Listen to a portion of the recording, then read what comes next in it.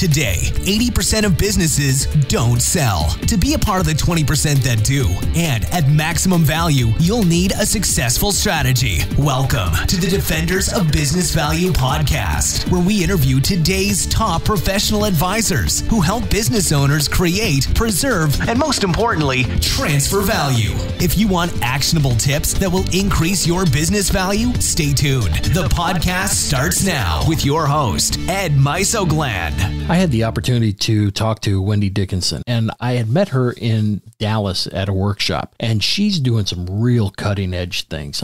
Those of us that are in valuation and sale work, I can tell you that so much of the challenges that we face are emotional, and her practice, Ascend To Sell, just hits it head on. And I'm telling you, this is a real great interview.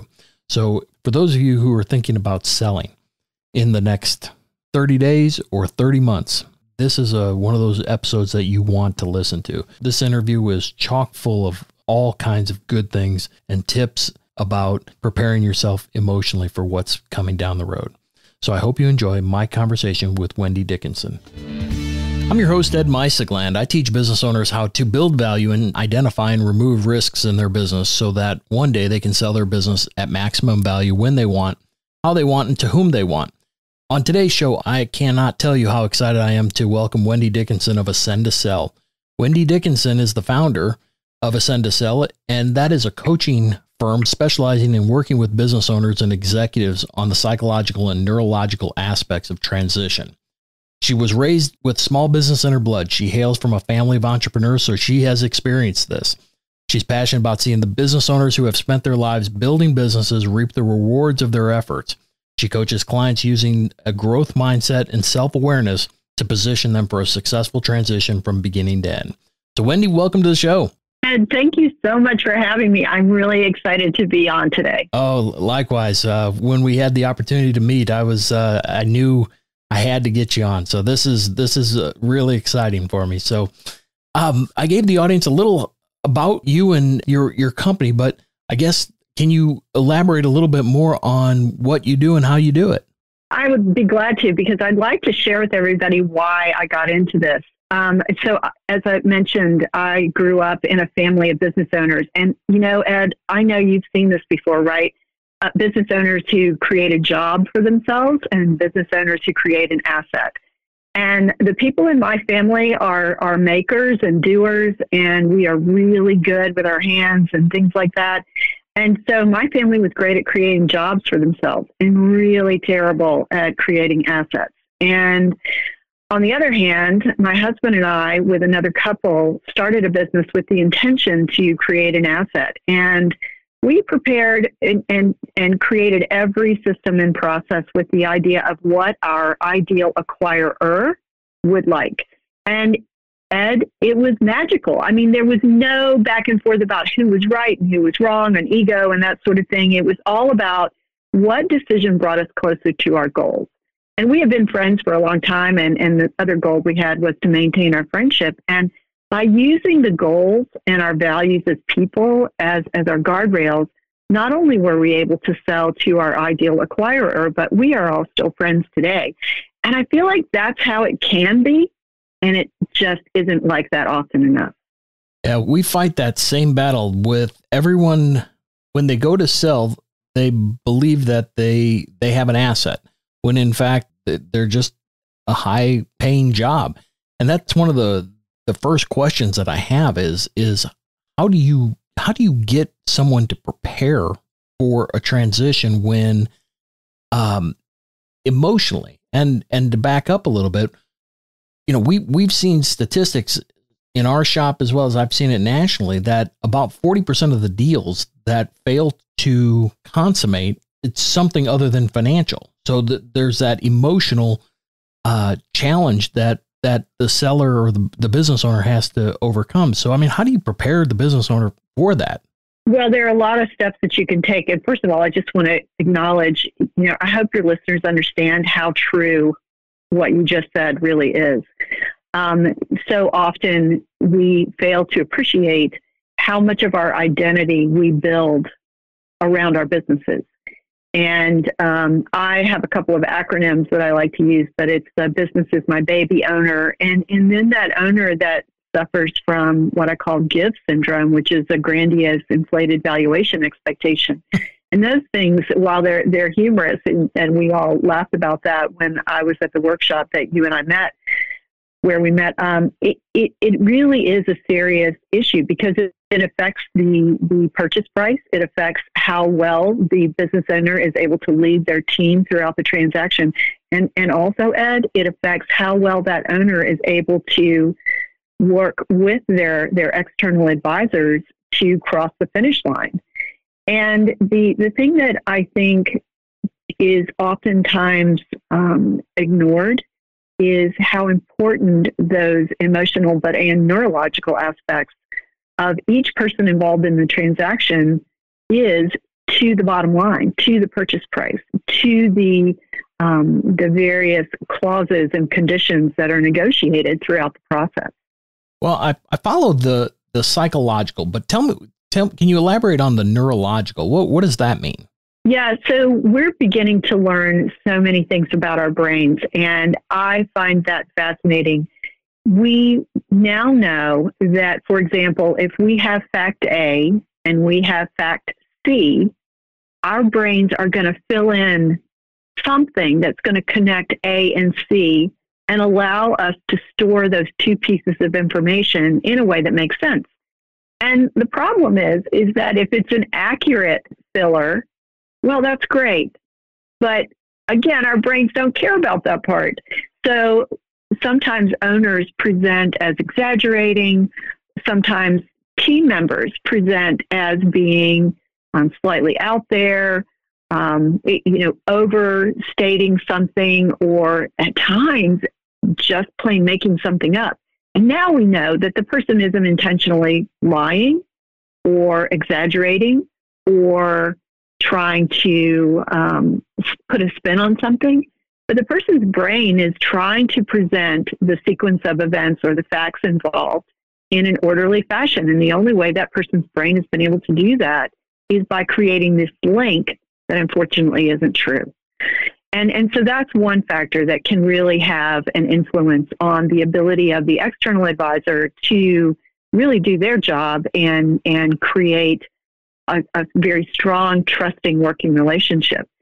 The other thing that I think is so interesting for our conversation's purposes is that many advisors tell their clients with the very best of intentions to take the emotion out of decisions. And Ed, the scary thing is to make really good decisions, we need those emotions. And hands down, let's separate emotion from extreme emotion. You and I have both seen clients who have been so wrapped up in what's going on, so wrapped up in their business, so wrapped up in the valuation that's assigned to the business, so wrapped up in who's going to buy and for how much and what's going to happen to their employees, that sometimes extreme emotion comes out. And I'm not saying that extreme emotion is value added in the situation, because it's not. However, if we tell our clients that they need to take the emotion out of it, we've actually gone too far in the other direction. What we know now, again, from neuroscience, is that people who have sustained brain injuries where they can no longer access their emotions are not able to make even the most basic decisions. And there was one subject of a study, and his name is Elliot, and he had sustained a head injury. And so Elliot was tested in a number of different ways, but one of the results that surprised me so much was that Elliot sat in front of two identical pieces of paper with nothing written on them and was not able to choose between the two. Isn't that amazing? It is. And a couple hours ago, I was with a couple business owners, and the air just came out of the room. I mean, the level of disappointment in, and granted, I mean, the people that they had worked with before, the financial planner and all the planning that they had done for, their retirement. And you're talking about extreme emotion. I mean, they didn't get upset, but you could just feel how like, oh my gosh, everything that we planned for is now totally off the table. And I was trying to think of, how would I have shared that news with them differently or framed it differently, because and that's one of the other questions I have down the road was, when offers start coming through and people start assigning something to an asset that has an emotional value. I mean, how do you either offset it or accept it, or, and I guess in this case, counter it? Yeah. I'm so glad you bring up this question. And I feel as though this is such an important issue. What I try to do with my clients when I have the opportunity to work with someone in advance of beginning the transaction is to talk about contingency plans. And what I really encourage people to do is, let's think of the best case scenario. And Ed, you and I know people love that one, right? That one's fun right. to do. That's great. But also, let's think of the worst possible scenario. And I don't mean as in, apocalypse, but I mean as in what you just described, because that is a very likely situation. Right. And so in that exercise, if you will, of what is the worst possible outcome, to take a look at, how do you feel?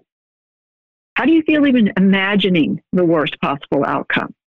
What are the salvageable items here? What if, I'm familiar with a situation where an owner, there were two partners and they were actually family members, and went into a transaction expecting between 10 and 15 million. And by the time the deal was done, they ended up with 4.5. I mean, that is vastly different. Oh, that hurt. And so, yeah, it did. And all of their financial planning was done around the higher range. Sure. And so what I encourage my clients to do is to really dive into what's the worst case scenario. And what does it look like? Not just, the world ends, but what does it look like if we have been in a transaction for 12 months or 6 months or whatever it seems like a worst case scenario to them, and someone has come back and said they only want our assets, or someone has come back and said, we will give you a fraction of what you wanted, but we want you to stay on for 5 years. I mean, what is that person's worst case scenario? And then it really dive into it and explore the various manifestations of that. And so that equips that person also to go to their financial planner and say, okay, what am I going to do if I only get 4.5? Now, your situation is different because you're engaged once the person is interested in the transaction happening imminently. And so there isn't always the time or the energy or the bandwidth to really dive into it then. So a business broker or an investment banker really is at a disadvantage then. No, I totally agree with you. And so often we get into situations where it's under duress. Like in this case, this guy has pancreatic cancer. He is in, now all of a sudden I'm thinking about my wife. I'm thinking about my kids. I'm thinking about my employees. You have to help me here. And to deliver that, I hear what you want, but it's not financially feasible. And oh my goodness, it was a rough one. Yeah. How do you fix that? I mean, that's the tough part, is because so many of these business owners and the people that are listening they're probably sitting here saying, oh, this will never happen to me. I know better. And it just after 2,100 deals, we have seen, people show up and there's no preparation. And so I guess where I'm heading is, what are the tips taking this emotionally charged asset and making it liquid? I mean, what do you think? I've got a number of tips that I'd love to share with you, but I also would like to just say to your listeners that Ed is spot on here, and his numbers are not off. I have been in situations where people who are advisors have stood up and said, the statistics are better. They are not better. 75% of businesses that go up for sale never cross the finish line of a transaction. And of the 25% that do close, 75 to 90% of that 25% do not transition successfully. And so the merger or the acquisition or the sale, if you will, is considered a failure. So what to do? How to keep this from happening to you?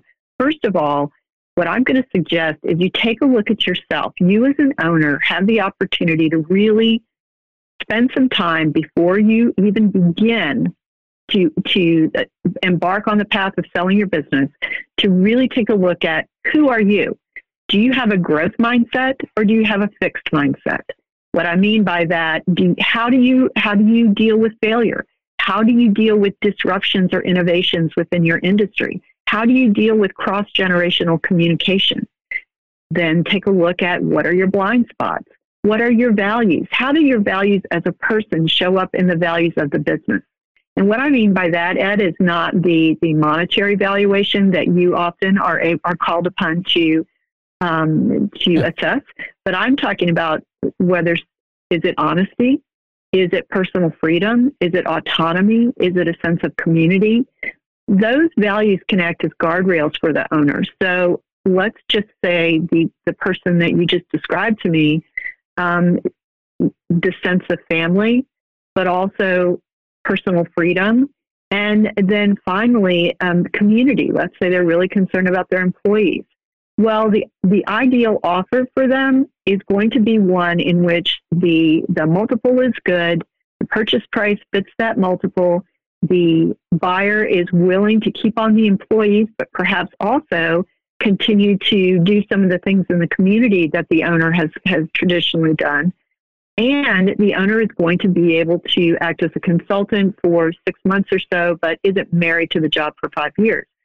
Okay, that all makes sense. So what's the worst case scenario with that? Well, any offer that bangs up against those 3 top values, you as an advisor are going to know that's going to be tough for your owner to swallow.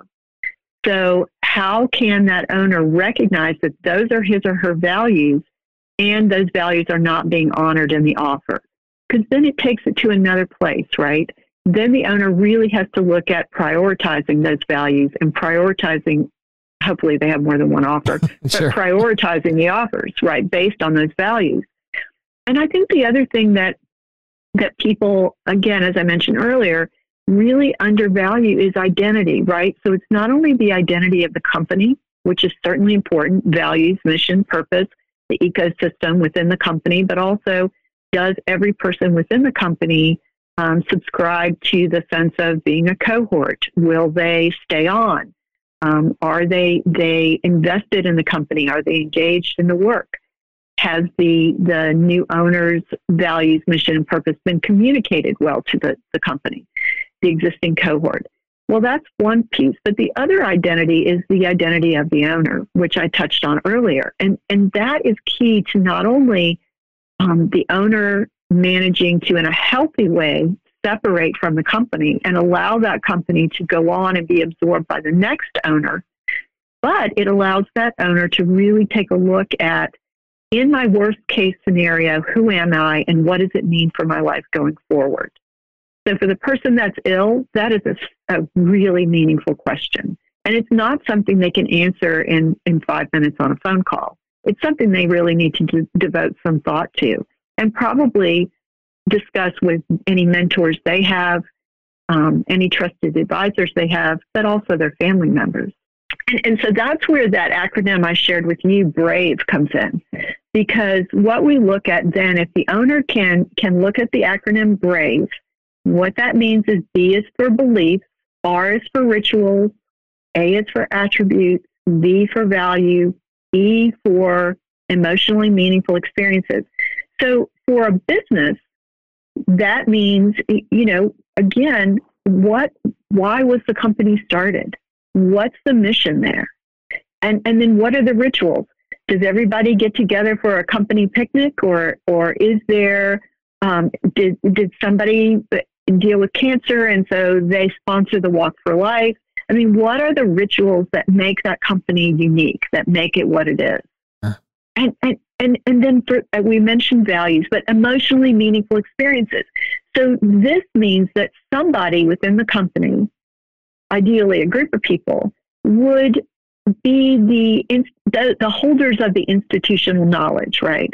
The curators of wisdom, if you will. So let's say the company really was hit hard in '08 and '09 with the downturn, but they made it. And maybe a core group of people came together and helped the company weather that. Are those people still there? Are they celebrated?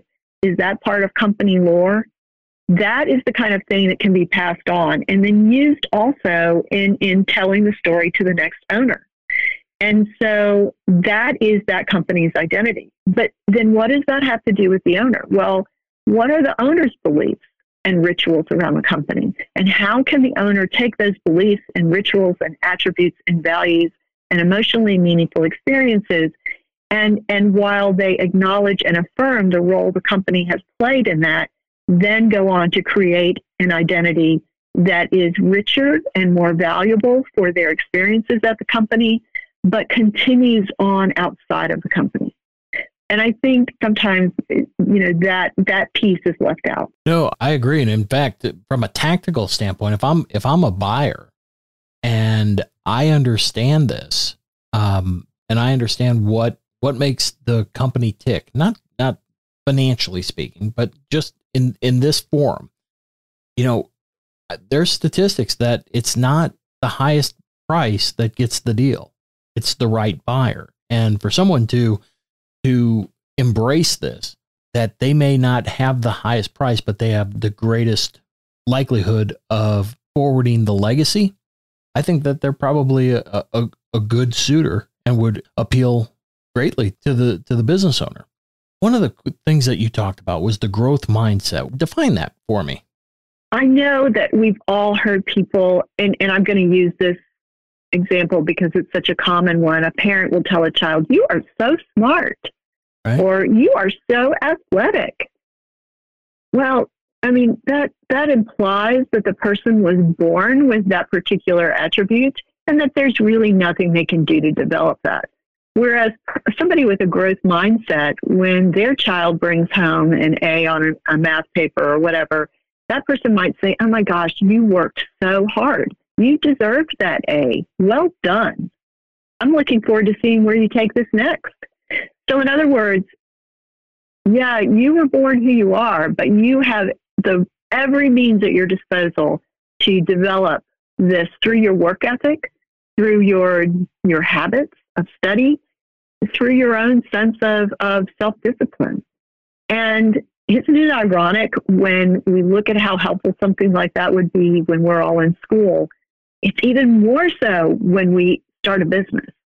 Because in the beginning, of course, we're wearing a hat, and it's probably, and I'm going to, remind you guys that my family were the makers and doers, right? They could make anything, they could build anything, they could do anything. And they did that well when they had the opportunity.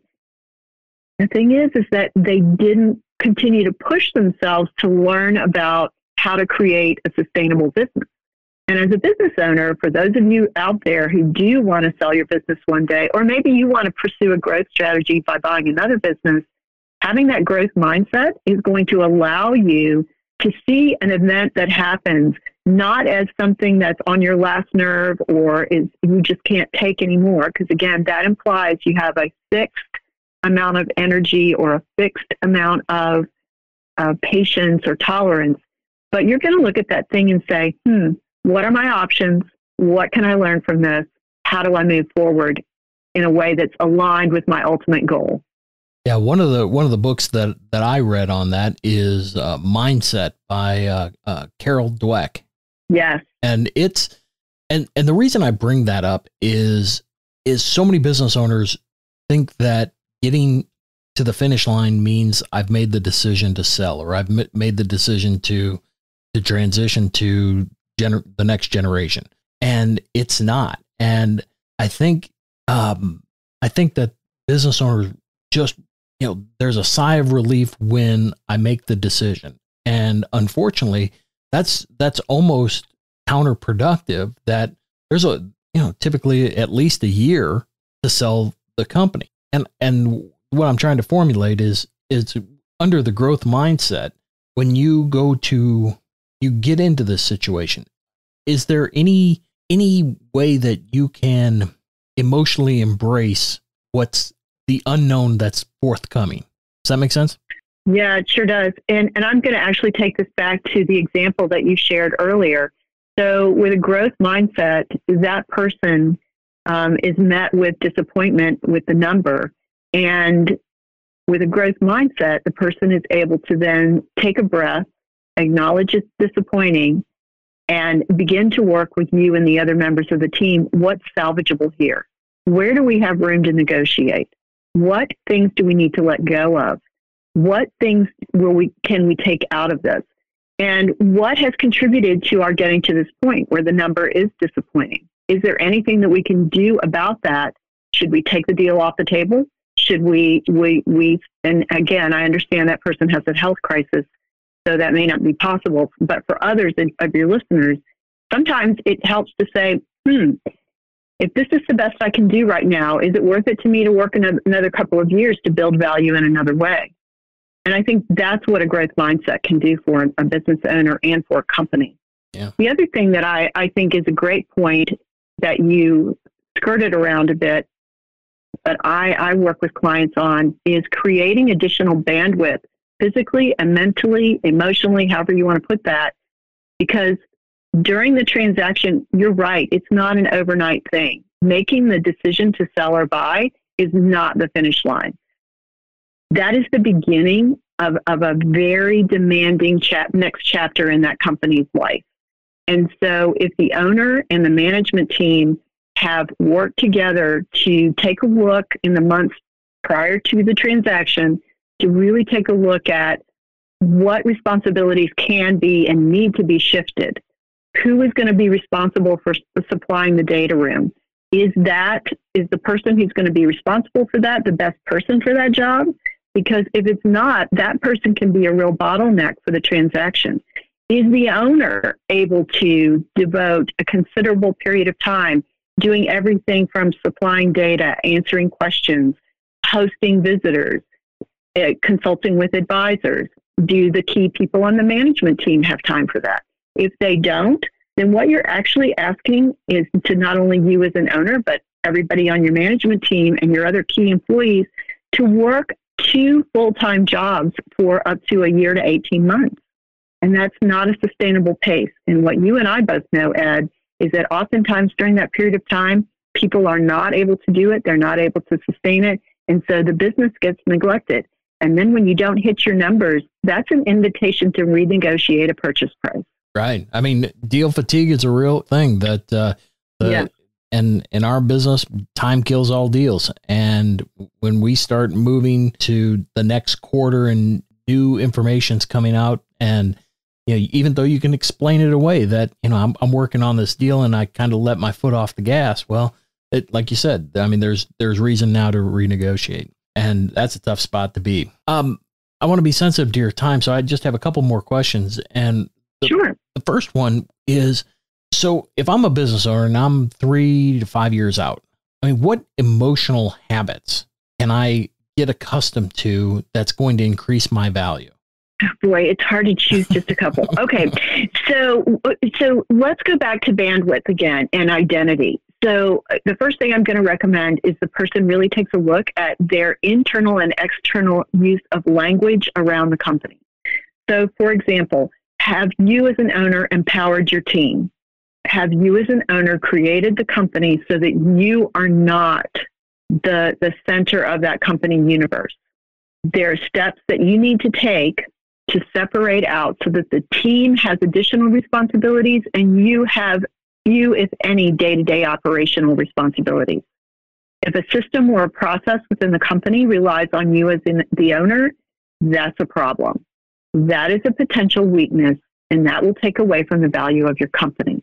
The other thing is, we know, and I had a conversation actually with a private equity group managing director back in May, and this person said to me, we in the private equity world have really taken a look at every financial model to try to continue to, incentivize, but also create profit for our shareholders.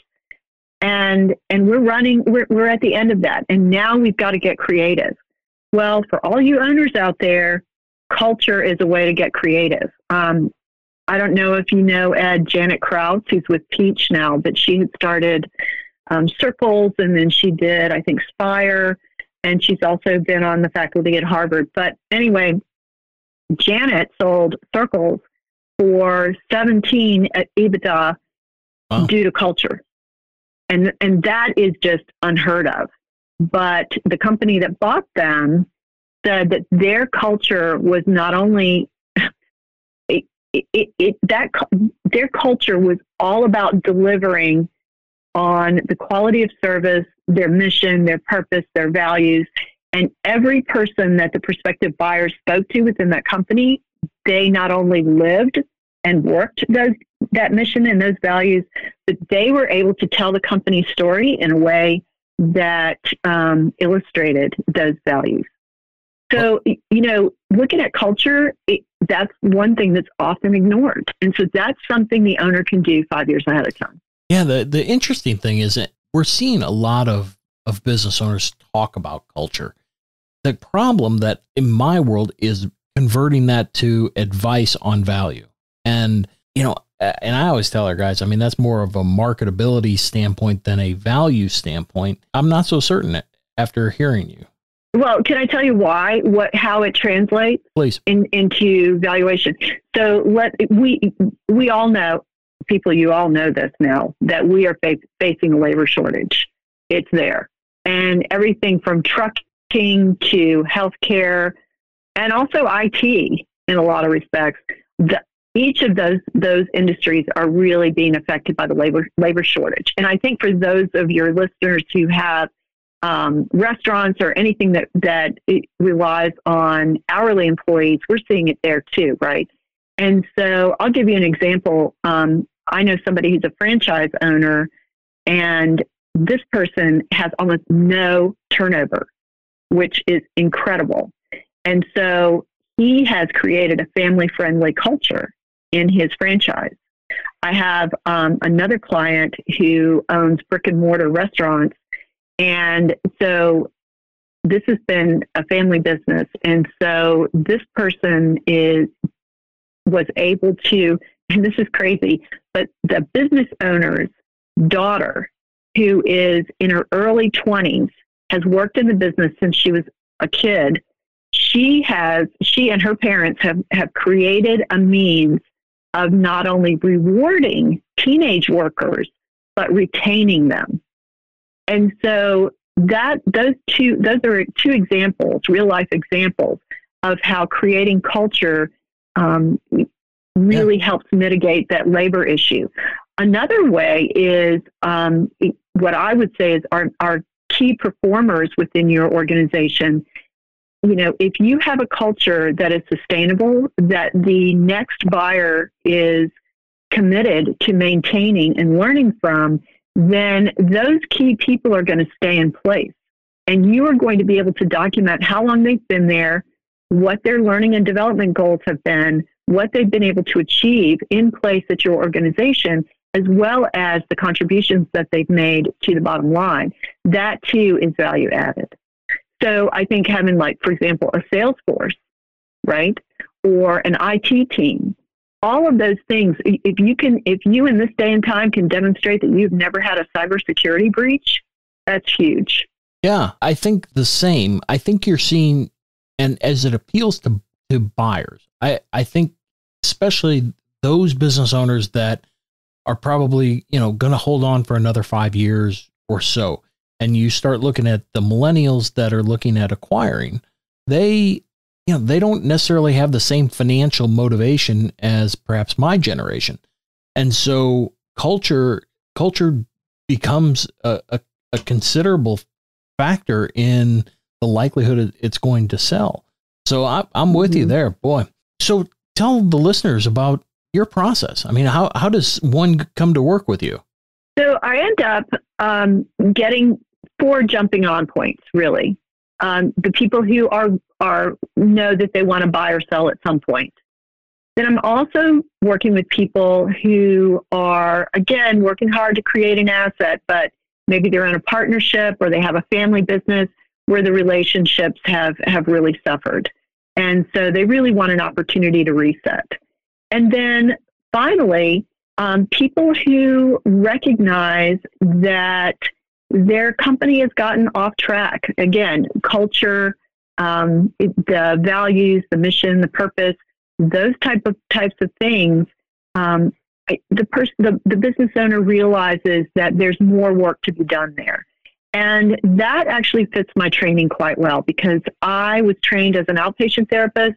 As I mentioned earlier, I've also been a business owner. I've owned several businesses, sold one successfully. And so what I'm able to bring to those relationships is a process that looks at really assessing where the person is and what their goals are, really taking a look at what that person's identity is like, the company's identity, the desired culture, the desired outcome. We also take a look at creating the opportunity creating value in ways that are opportunities that people leave on the table or they don't recognize as being opportunities, like relationships, like culture. But also, and when I say relationships, I'm not talking about, everyone sitting around singing Kumbaya. I'm talking about what are strategic relationships within the community or industry that you can formulate that will strengthen your position. And so often people don't understand that those strategic partnerships can sometimes become your best prospective buyers or sellers. So those are the kinds of things that I work with my clients on. And then the other thing is, for example, I'm working with someone right now who has more than one company, and they are trying to develop their team so that the team can take over the one company and they can step fully into the other. So those types of situations obviously require a great deal of awareness and, again, that growth mindset, Ed, right? Because if we think we can only we can only do one thing at a time, well, we're selling ourselves short. Totally agree. So is it kind of like I contact you and you have an exploratory conversation and then you scope out the work or how does that work? Yes, I do. And so my website is ascendtosell.com, and I schedule a chemistry call with someone. I give them a questionnaire to answer, have them read a little bit about what some of my other clients have said about working with me, as well as give them a little bit more about my background. And then we schedule a call, look at the scope of the work, really devise and see if there is a good fit or whether I need to refer them on to someone else who I feel like would be more value added to their situation. And then I generally work with someone for 4 to 8 months. People generally, when they're working with a coach, hit a downturn at about 6 weeks and then again at about 12 weeks. And so 16 weeks gives them the opportunity to come back up out of that. We're human. We have our ups and downs.